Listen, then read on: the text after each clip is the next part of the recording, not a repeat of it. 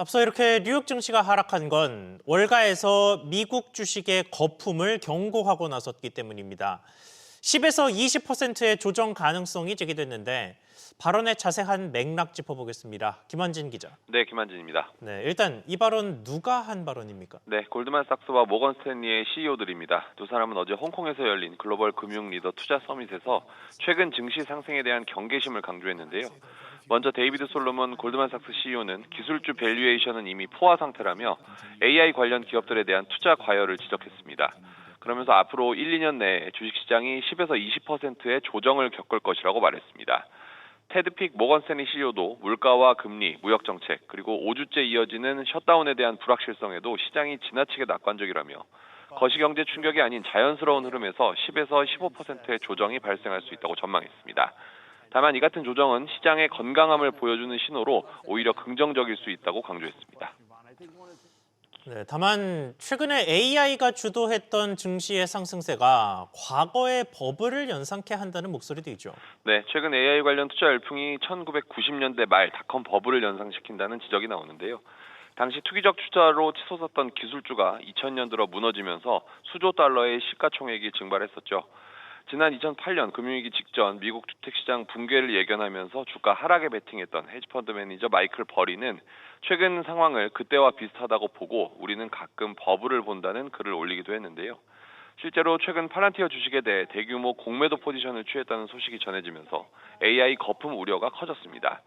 다만 최근 AI 붐은 닷컴 버블 때와는 달리 수익 기반이 탄탄한 엔비디아와 아마존 등 빅테크들이 이끄는 만큼 같은 결과로 이어질 가능성은 낮다는 관측도 나옵니다. SBS 비즈 김한진입니다. 이런 증시의 극심한 변동성에 환율도 덩달아 들썩이고 있습니다. 최근 며칠 동안에는 1,430원대에서 움직였던 달러 원 환율이 단숨에 1,450원 근처까지 뛰어올랐습니다. 환율에는 또 어떤 변수가 있는지 취재기자 연결해 보겠습니다. 엄하은 기자. 네, 엄하은입니다. 네, 우선 환율의 흐름부터 짚어주시죠.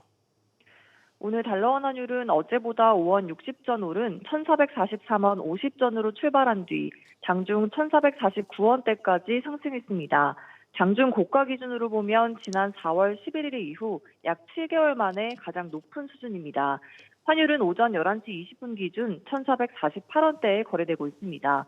달러가 급등하면서 주요 6개국 통화 대비 달러 가치를 나타내는 달러 인덱스는 100선까지 올라섰습니다. 지난 8월 1일 이후 100선 밑에서 맴돌던 달러 인덱스가 다시 급등한 겁니다. 네, 그러면 이런 급등의 배경은 뭡니까? 미국 연준의 금리 인하 가능성이 꺾이면서 달러 강세를 부추겼습니다. 리사 쿡 연준 이사는 12월 회의에서 금리 인하 가능성이 열려 있지만 확정된 것은 아니다라고 말했습니다. 미국 연방정부 셧다운 장기화가 금융시장 불확실성을 높이면서 단기 자금 시장이 경색된 점도 원인으로 꼽힙니다. 시중 유동성 흐름이 개선되기 위해선 미 정부의 셧다운이 마무리되어야 한다는 건데요. 이 같은 불확실성 속에서 글로벌 투자자들은 위험 자산을 회피하는 흐름을 보이며 원화 등 신흥국 자산은 물론 엔화와 파운드화도 약세를 보이고 있습니다. SBS 비즈 엄하은입니다. 이런 가운데 그간 시장이 지속적으로 주목했던 한미 관세 협상은 마무리 국면으로 접어들고 있습니다. 김정관 산업통상부 장관은 자동차 관세 인하를 위한 MOU에 서명하고 관련법을 이번 달 중 발의하겠다고 밝혔습니다. 윤지혜 기자. 네, 인지입니다. 네, 정상회담을 통해서 관세 협상이 타결됐다는 소식을 전한 지 벌써 며칠이 지났는데 현재 한미 양국 사이의 상황이 어떻습니까? 네, 공동 설명 자료 조인트 팩트 시트가 이번 주 발표될 것으로 예상되는 가운데 정부는 양해각서 MOU도 준비 중입니다. 김정관 산업통상부 장관은 전날 한미 관세 협상과 관련해 적절한 시일 내에 미국과의 전략적 투자 양해각서에 서명할 것이라고 말했습니다. 양해각서에는 3,500억 달러 규모 대미 투자 펀드의 구체적인 운영 방안이 담길 전망입니다.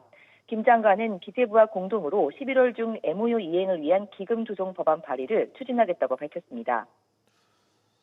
네, 이번 협상을 통해서 미국 정부가 한국산 자동차에 대한 25% 관세를 15%로 낮추기로 했다. 이 부분이 결국 우리 입장에선 핵심인데 이 부분은 어떻게 진행되고 있습니까? 김정관 장관은 자동차 관세의 경우 법안이 제출되는 달에 1일로 소급 발효되도록 협의를 할 것이라고 말했습니다. 정부가 법안을 마련해 11월 중 제출하면 그 달이 속하는 11월 1일 정도로 소급해서 관세가 적용되는 구조입니다. 일부에서는 자동차를 비롯해 의약품 등의 관세 인하 적용 시점을 놓고 한국 측은 향후 관세 부과 시점인 8월 7일을 기준으로 소급해 적용하자고 제안하는 것으로 알려지고 있습니다. 관세 적용 시점과 관보 개대나 서면 확약 등을 둘러싸고 한국과 미국이 견해를 달리하는 점도 있어 막판까지 줄다리기가 이어질 것으로 보입니다. SBS BG 임지입니다. 미국과의 관세 협상 과정에 가장 우려됐던 건 미국의 현금 투자 요구로 인한 우리 외환 시장 충격이었습니다. 협상 결과 감당 가능한 범위로 부담을 줄였다는 게 정부의 설명인데 그렇다면 실제로 현 시점 우리의 외환 보유 상황이 어떤지도 보겠습니다. 최나리 기자. 네, 최나리입니다. 네, 외환 보유액이 지난달까지 5달째 늘었죠. 그러면 규모가 어느 정도 됩니까?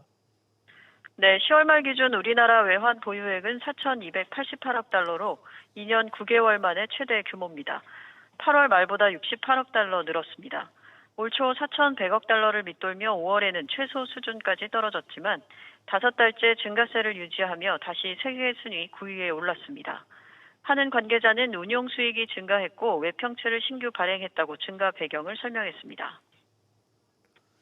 네, 세계 9위를 기록했다라고 하지만 앞으로도 이런 증가세가 유지될지는 불확실성이 좀 있죠. 네, 9월 기준 우리 외환 보유액 증가율은 1.5%로 10위권 국가 중 홍콩을 제외하면 가장 낮습니다. 국내 정치 불확실성과 미국 관세 인상 등 환율 방어에 외환 보유액을 쓴 결과인데요. 앞으로 대미 투자 부담으로 외환 보유 증가세가 둔화할 가능성이 높다는 점이 문제입니다. 최근 정부는 3,500억 달러 규모 대미 투자 중에 2,000억 달러를 현금 투자로 하되 연간 투자 상한을 200억 달러로 하기로 미국 정부와 합의했습니다. 연간 200억 달러는 보유 외화를 운용해 얻은 수익을 통해 주로 조달할 계획입니다. 다시 말해 외환 보유액 중 유가증권과 예치금에서 매년 발생하는 이자와 배당 등 운용 수익이 원금에 더해 쌓이지 않고 미국으로 빠져나가는 겁니다. 세계 순위 10위권에서 이탈할 경우 외환 위기 수습 이후 처음이 되는 만큼 환율 영향 등 외환 시장 안정화에도 관심이 모아지고 있습니다. SBS 비즈 최나리입니다. 다음으로 해킹 사태의 후폭풍이 이어지고 있는 통신사들 상황 연달아 짚어보겠습니다. KT가 SK텔레콤처럼 유심 무상 교체를 시행합니다. 안지혜 기자. 네, 안지혜입니다. 네, KT는 교체 방식이 조금 다르죠. 그렇습니다. KT는 오늘 오전 9시부터 유심 무상 교체 신청 접수를 시작했습니다. 유심 교체를 희망하는 고객들은 KT닷컴이나 유심 교체 전담 센터를 통해 예약한 뒤 전국 KT 대리점에서 유심을 교체할 수 있습니다. 다만 날짜별로 신청 대상 지역이 좀 다릅니다. 시행 초기 혼잡을 고려해서 피해 발생 지역부터 우선 교체를 진행하고 이후 수도권과 전국으로 단계적으로 확대할 예정인데요. 우선 강서구와 관악구 등 서울 8개 구와 고양시, 광명시 등 경기 9개시 그리고 인천 전 지역은 오늘부터 신청할 수 있습니다.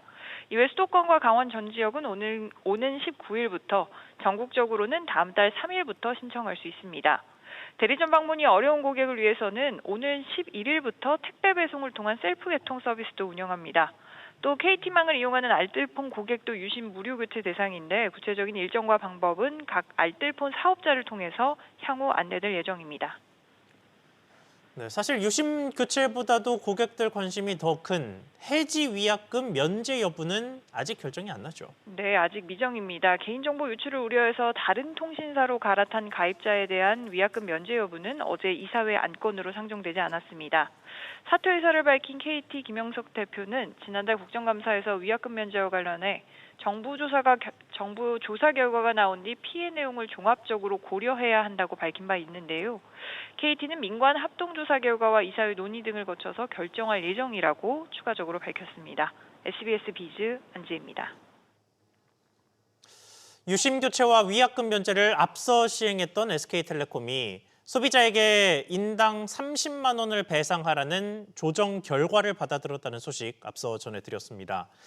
그런데 이 조정을 놓고 이런저런 뒷말이 나오고 있는데 자세한 상황 알아보겠습니다. 김동필 기자. 네, 김동필입니다. 네, 일단은 30만 원이라는 배상 수준이 좀 낮다는 지적이 있습니다. 네, 가입자 개인정보 유출에 따른 손해배상금으로 1인당 30만 원씩 책정됐습니다. 개인정보분쟁조정위원회는 유출 정보를 악용할 수 있다는 우려와 유심 교체 과정에서 생긴 혼란 등을 정신적 손해로 봐야 한다면서 이같이 손해배상금을 산정했다고 밝혔는데요. 다만 국민의 절반에 가까운 2,300만 명의 정보가 유출됐고 25종의 민감 정보가 포함된 대규모 사건이라는 점을 감안하면 기대에 못 미친다는 평가가 나옵니다. 전체 피해자로 확대 적용하게 되면 배상금 규모가 7조 원에 육박하긴 하겠지만 직접 신청한 사람만 받을 수 있어서 실제 배상 규모는 훨씬 적어질 수도 있습니다. 게다가 강제성도 없어서 한쪽이라도 받아들이지 않으면 조정안은 불성립됩니다. 네, 그러니까 SK텔레콤이 거절하면 그냥 이 조정안도 무효가 되는 건데 피해자들은 그러면 어떻게 대응해야 할까요? 네, 먼저 이번 조정안은 당사자 간 자율적 합의를 전제한 것이라 실제 효력을 갖게 되느냐는 사실상 SKT의 결정에 달려 있습니다. SKT는 이번 조정안에 대해 사고 수습과 자발적 보상 노력이 충분히 반영되지 않아 아쉽다라고 밝히기도 했는데요. 만약 조정안이 불성립하게 되면 피해자들이 개인정보 유출에 따른 배상금을 개별적으로 청구해야 해서 법원 판단에 기댈 수밖에 없습니다. 개별 또는 집단으로 손해배상을 청구할 경우 민사소송 절차로 넘어가게 됩니다. SBS 비즈 김동필입니다. 최근 연달아 고강도 부동산 규제를 내놓은 정부가 본격적으로 공급 확대 신호를 보내기 시작했습니다. 김용범 대통령실 정책실장은 이번 달 중 주택 공급을 위한 장관회의를 신설한다고 예고하며 필사적으로 공급하겠다고 강조했습니다. 용산 대통령실 연결해 보겠습니다. 우형준 기자. 네, 대통령실입니다. 네, 일단 김용범 정책실장이 이야기를 했다는 것 자체로도 대통령실이 주택 공급 확대를 직접 챙기겠다는 신호로 해석할 수 있겠습니다. 네, 그렇습니다. 김용범 대통령실 정책실장은 어제 경제지 매체들과의 인터뷰에서 세 차례 내놓은 강력한 부동산 수요 억제책은 한계가 있다고 인정했습니다. 그러면서 이제 공급을 필사적으로 할 거라고 강조했습니다. 이에 대한 방안으로 김 실장은 몇천 호 단위로 담당자를 지정해서 필사적으로 주택 공급을 늘리겠다고 설명했습니다. 대규모 택지 개발 관련 특정 사업을 전담할 공무원을 지정하는 제도를 도입하겠다는 구상입니다. 서울시의 적극적인 역할도 주문했습니다. 김 실장은 경기도의 경우 각 시도가 역할을 하는데 서울시는 자치구의 역할이 매우 제한적이라며 중앙정부와 서울시가 서로 머리를 맞대고 공급을 위해 힘을 합쳐야 한다고 강조했습니다. 또 공급과 관련한 관계 장관회의도 출범을 하는데요. 김 실장은 공급과 관련이 있다면 농림축산식품부나 국방부 장관도 참여하게 될 거라고 설명했습니다. 네, 여기서 국방부까지도 거론되는 건 군부지도 활용할 수 있다는 뜻으로 읽힙니다. 네, 국방부의 참여는 군 소유부지 활용 등을 통해 주택 공급을 늘릴 수 있는 방안을 적극적으로 검토하겠다 이런 의미로 풀이됩니다. 김 실장은 유일한 걱정이 부동산이라며 주택 공급을 늘리기 위해 그린벨트 해제, 또 재건축, 재개발 정책을 전향적으로 검토 중이라고 설명했습니다. 따라서 앞서 문재인 정부 당시 검토됐던 서울 노원구에 위치한 태릉 CC를 비롯해서 정부 과천청사, 또 서울지방조달청 등 수도권 유유부지 활용 재추진 가능성도 거론됩니다. SBS 비즈 우영준입니다. 기업들 소식으로 이어가겠습니다. 쿠팡이 3분기 매출 신기록을 세웠습니다. 영업이익도 올해 들어서 3개 분기 연속으로 2천억 원대를 유지했는데 자세한 실적 상황 짚어보겠습니다. 오정인 기자. 네, 오정인입니다. 네, 성장세가 꽤 가파릅니다. 그렇습니다. 쿠팡의 올 3분기 매출은 12조 8,455억 원으로 1년 전보다 20% 증가했습니다. 같은 기간 영업이익은 51.5% 개선된 2,245억 원을 기록했습니다. 또 당기순이익은 1,316억 원으로 1년 전보다 51% 증가했습니다. 주력 사업인 로켓배송과 로켓프레시 등 프로덕트 커머스 부문 매출은 11조 615억 원으로 18% 증가하며 안정적인 성장세를 나타냈습니다. 쿠팡에서 한 번이라도 제품을 구매한 고객 수를 의미하는 활성 고객 수는 2,470만 명으로 10% 증가했고 한 명당 누적 구매액도 44만 7천 원을 넘겼습니다. 네, 지금 전달한 프로덕트 커머스 부문 말고 성장 사업이라고 부르죠. 신사업들은 어땠습니까? 네, 대만 사업과 쿠팡이츠, 럭셔리 플랫폼 파페치 등의 3분기 매출이 1조 8천억 원에 육박하며 지난해 3분기보다 31% 성장했습니다. 김범수 쿠팡 의장은 대만 로켓 배송에 대해 성장세가 가속화되고 있다며 대만 고객 유입 수준은 한국 리테일 사업 초기와 유사하다고 말했습니다. 대만 시장 성장 지속 요인으로는 상품군 확장과 자체 물류망 구축을 꼽았습니다. 다만 성장 사업 부문에서 삼각전 영업이익, 조정 에비타 손실이 4천억 원 발생했는데요. 거랍 아난드 최고 재무책임자는 대만 등의 투자를 늘린 결과라고 설명했습니다. 쿠팡은 성장 사업 부문에 올해에만 최대 1조 4천억 원 규모의 투자를 지속할 계획입니다. SBS 비즈 오정인입니다. 네이버가 허위 송장 문제에 대해 본격적인 제재에 나섰습니다. 물건은 보내지도 않고 주문을 취소할 수도 없게 하는 일부 판매자의 행위를 막겠다는 건데 자세한 내용 알아보겠습니다. 정대한 기자. 네, 정대한입니다. 네, 일단 허위 송장이라는 게 어떻게 나타나는 겁니까? 네, 소비자가 구매하자마자 배송 준비 중인 상태로 뜨지만 택배 번호를 조회하면 없는 정보로 나오는 식입니다. 일단 배송 준비 단계에 들어서면 소비자가 주문 취소를 할 수 없는 점을 노려 판매자가 허위로 배송 송장 정보를 띄운 뒤 실제로는 늦게 배송하는 겁니다. 최근 온라인 커뮤니티 상에서는 각종 온라인몰에서 이 같은 허위 송장 피해를 봤다는 소비자 불만이 줄을 잇고 있습니다. 네, 그러면 이에 대해서 네이버가 가하겠다는 제재는 어떤 겁니까? 네, 네이버 스마트 스토어는 다음 달 10일부터 이 같은 허위 송장 사용건에 대해 페널티를 부과할 예정입니다. 국내 출고는 송장 입력일 이후 2영업일까지, 해외 출고는 15영업일까지 집화나 배송 중, 배송 완료 등이 하나도 입력되지 않으면 페널티 점수를 부과해 최대 판매 제한까지도 이뤄집니다. 네이버 측은 일부 판매자들의 허위 송장 사용으로 인한 구매자 민원이 빈번하게 발생하고 있다며 소비자 혼란과 서비스 신뢰도를 저해하는 것에 대한 페널티 조치를 시행한다고 설명했습니다. SBS 비즈 정대한입니다. 에이펙 정상회의를 계기로 K푸드에 대한 관심이 한층 더 커졌습니다. 이 관심의 중심에 있던 게 젠슨 황 엔비디아 CEO였죠. 엔비디아 CEO의 회동으로 화제가 됐던 치킨과 음료 등이 불티나게 팔리고 있다는데 취재기자 연결해서 현재 상황 짚어보겠습니다. 최윤하 기자. 네, 최윤아입니다. 네, 대표적으로 수혜를 입은 곳을 꼽자면 깐부 치킨을 빼놓을 수가 없습니다. 네, 그렇습니다. 젠슨왕 CEO와 이재용 삼성전자 회장, 정의선 현대차그룹 회장이 회동했던 서울 삼성동 깐부치킨 매장은 매출이 2배 이상 증가한 것으로 전해지는데요. 대기 손님이 몰리면서 해당 테이블 이용 시간을 1시간으로 제한하고 있습니다. 깐부치킨 본사는 이들 총수가 먹었던 치킨과 치즈 스틱 등으로 구성된 이른바 AI 깐부 세트 메뉴도 출시했습니다.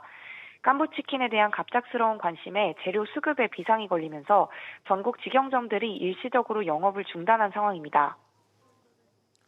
네, 이외에 다른 음식들도 여러 가지가 주목을 받고 있던데 어떤 것들이 있습니까? 네, 젠슨왕 CEO가 치킨 회동 중에 밖에서 환호하는 시민들에게 빙그레 바나나 맛 우유를 나눠준 게 화제가 됐는데요. 이에 빙그레는 공식 SNS에 물 들어올 때 노젓겠다는 문구를 올리고 바나나 맛 우유 기프티콘 증정 이벤트를 진행하고 있습니다. 이런 가운데 이재명 대통령이 선물한 경주 황남빵에 대해 시진핑 중국 국가주석이 맛있다고 언급한 것도 주목받으면서 황남빵 주문이 3배 이상 급증하는 한편 온라인상에서 황남빵 바가지 거래와 유사 상품을 속여 파는 사례도 나와 논란이 되고 있습니다. SBS 비즈 최윤아입니다. 은행들은 요즘 결제 플랫폼 전쟁의 한가운데로 들어가고 있습니다. 증시로 빠지고 있는 자금을 붙잡기 위해서 삼성 월렛 같은 간편 결제 플랫폼과 손잡고 고객 지키기에 나선 겁니다. 류선우 기자. 네, 류선우입니다. 네, 은행들의 제휴 경쟁이 속도를 내는 모습입니다. 네, KB국민은행이 다음 달부터 삼성전자의 삼성월렛 제휴 서비스를 확대합니다. 삼성월렛을 통해 국민은행 통장 이체도 가능하도록 손보는 건데요. 그동안은 삼성월렛에선 잔액 조회와 ATM 입출금 서비스만 가능했습니다. 다른 4대 은행의 경우 이미 삼성월렛과 손잡고 이체 서비스까지 제공 중입니다. 국민은행은 이에 더해 서비스 가입 대상도 확대하기로 했습니다. 원래는 인터넷 뱅킹에 가입하고 현금 IC카드가 발급되거나 신용 체크카드에 현금 출금 겸용 등록된 계좌만 가입할 수 있었는데 이런 조건을 없애는 겁니다. 이제는 은행에서 실명 확인된 입출금 계좌를 개설한 14세 이상은 누구나 국민은행의 삼성 월렛 제휴 서비스를 이용할 수 있습니다. 네, 그러니까 이른바 고객 지키기의 일환인 거죠. 그렇습니다. 은행권에선 대출 장사가 규제로 제한되고 증시 호황 속 자금 이탈이 우려되는 상황에서 각종 합종 연횡으로 고객 지키기에 나서고 있는데요. 국민은 올해 4월 삼성금융네트워크스와 제휴 파킹 통장을 출시해 주목을 받았고요. 우리은행은 아예 삼성전자의 새로운 간편 결제 서비스 운영 사업자로 단독 자리매김하며 전용 파킹 통장도 출시했습니다. 은행들은 백화점 등 유통가와도 손잡고 고금리 제휴 상품이나 포인트 연계 등 금융 서비스를 속속 마련하고 있는데요. 주요 은행들은 최근 생활 밀착형 브랜드인 CJ 올리브영과 다이소 등과도 협업을 추진하며 물밑 경쟁이 치열한 것으로 알려졌습니다. SBS 비즈 류선우입니다. 네이버가 올해 3분기 매출과 영업이익 모두 역대 최대치를 경신했습니다. 네이버는 3분기 영업이익이 1년 전보다 8.6% 증가한 5,706억 원을, 매출은 3조 1,381억 원을 기록했다고 밝혔습니다. 주요 서비스에 인공지능을 적용하는 온서비스 AI 효과에 힘입어 검색과 커머스 등의 사업이 가파른 성장세를 보였습니다.